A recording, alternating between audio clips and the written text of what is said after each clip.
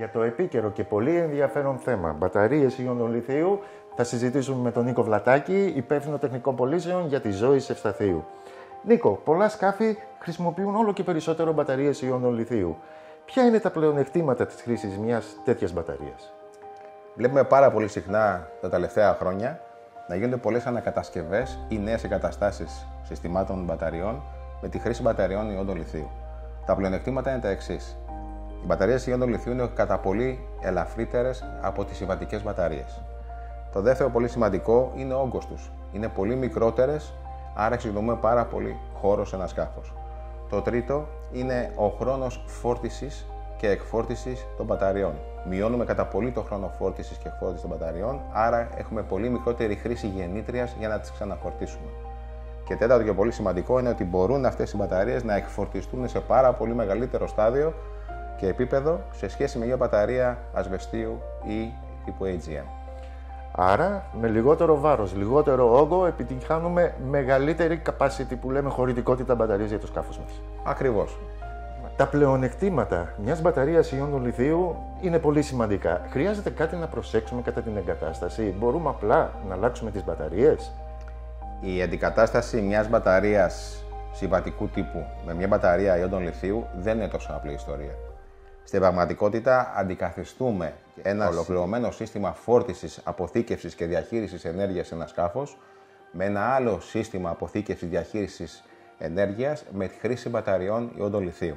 Δεν είναι τόσο απλό ότι απλά βγάζουμε μια μπαταρία και βάζουμε μια μπαταρία λιθίου. Πρέπει να αλλάξουν και άλλα πράγματα, όπως είναι ο φορτιστής, τα στάδια φόρτισης, οι καλωδιώσεις και οπωσδήποτε ίσως να πρέπει να προσέξουμε και το χώρο αποθήκευσης. Μιλάμε για μια ενεργειακή αναβάθμιση του σκάφους πια. Ακριβώς. Η αναβάθμιση του ενεργειακού συστήματος ή των μπαταριών λιθίου μπορεί να γίνει από έναν οποιοδήποτε ηλεκτρολόγο? Καλό είναι, κατά τη γνώμη μου είναι απαραίτητο, να γίνει από έναν άνθρωπο ο οποίος καταρχήν ξέρει τι κάνει και όχι ένα οποιοδήποτε ηλεκτρολόγο, να έχει εμπειρία στην μπαταρία λιθίου και ο οποίος θα είναι επιστοποιημένος και θα ξέρει τι υλικά να μεταχειριστεί, γιατί δεν είναι τα ίδια. Οι καλωδιώσεις πρέπει να προσεχθούν, μεγαλύτερες καλωδιώσεις, μεγαλύτεροι διάμετροι και οπωσδήποτε ο χώρος αποθήκευσης και προγραμματισμού του συστήματος φόρτισης των μπαταριών λιθίου. Νίκο, μιλήσαμε για τα πλεονεκτήματα των μπαταριών ιόντων λιθίου, όπως και την προσοχή που πρέπει να ληφθεί κατά την εγκατάσταση. Πες μας, υπάρχει κάποιος ασφαλής τρόπος για να αποθηκευτούν ή και να φορτίσουν αυτές οι μπαταρίες χωρίς να διατρέχει κίνδυνο το υπόλοιπο σκάφος?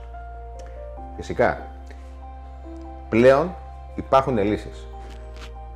Υπάρχουν συγκεκριμένα κουτιά, σαν και αυτό που έχουμε εδώ αυτή τη στιγμή μπροστά μας, που μπορούν να αποθηκεύσουν οτιδήποτε έχει μέσα μπαταρία λιθίου και την μπαταρία την ίδια, αλλά ακόμα και ένα παιχνίδι τύπου Bob ή ακόμα και τα walkie-talkie της επικοινωνίας του πληρώματος του σκάφους και με ασφάλεια να φορτίζονται ταυτοχρόνως ενώ είναι αποθηκευμένα. Πυρκαγιές από μπαταρίες ιόντων λιθίου συνήθως αναπτύσσονται υψηλές θερμοκρασίες. Θα μπορέσει να ανταπεξέλθει και να περιορίσει τη φωτιά? Είναι εξασφαλισμένο ότι μπορεί να αντέξει μέσα του 1000 βαθμούς Κελσίου χωρίς να επηρεάσει κανέναν στο εξωτερικό περιβάλλον. Ακόμα και τη μεταφορά του μπορούμε να κάνουμε, ενώ μέσα του έχει 1000 βαθμούς Κελσίου. Υπάρχει τρόπος να κατασβέσουμε την πυρκαγιά μέσα στο κουτί? Φυσικά. Ας το δούμε όμως και από μέσα. Το κουτί αυτό, το οποίο είναι διαθέσιμο σε διάφορες διαστάσεις, φέρει ένα συγκεκριμένο μοντούλ ελέγχου, το οποίο ανιχνεύει τη θερμοκρασία στο εσωτερικό του και μεταδίδει σήμα κινδύνου, εάν χρειαστεί, σε κάποιο χρήστη ο οποίος είναι προκαθορισμένος. Ο καπετάνιος, ο ιδιοκτήτης, οποιοδήποτε που έχουμε εμείς προκαθορίσει.